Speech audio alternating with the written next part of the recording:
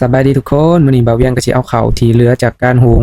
ที่ว่ามันติดก้นหม้อหรือว่ามันดำอะไรพี่น้องเอ้ยบ่าวเวียงก็ได้เก็บไว้หลายมื้อเนาะเก็บไว้ก็ประมาณ4-5มื้อหรือว่าประมาณอาทิตย์หนึงพุ่นแหละเก็บไว้ในตู้เย็นพี่น้องเอ้ยหลังจากที่ว่ามันได้หลายแล้วเฮาก็สิเอามาให้ป้าอยู่ที่ว่าสวนศาลาลมพี่น้องเอ้ยไปเอาข้าวให้ป้านำกันเลยพี่น้องเอ้ยมาพี่น้องเอ้ยมานำบ่าวเวียงเด้อนี่บ่าวเวียงก็มาใกล้สิฮอดแล้วพี่น้องนี่น้องปลาก็ได้ปลาอยู่นี่ก็โอ้ยหลายพี่น้องเอ้ยมีทั้งปลานิลมีทั้งปลาตัวใหญ่ๆเขาฮ้องว่าปลาหมึกนะพี่น้องเอ้ยหลายแฮง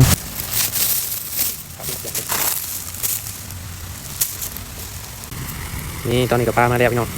แต่ละมือป้าคือว่าป้าหลายมือนี้จะไปใส่เบิดบอกว่ามีเป็นไหนนี่จะเป็นก้อนบอกย่อยเลยบุญนี่เป็นเข่าบนหมอเหลืองๆแบบแข็งๆเลยนี่เป็นขนมปังไปเลยเอา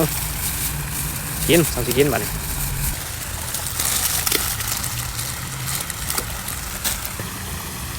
เอาเข่ามาให้ป้าล้างเลิกงานเลิกเลยย่างมาเลยพี่น้องเอ้ยมานี่อากาศสวนก็ได้อากาศดี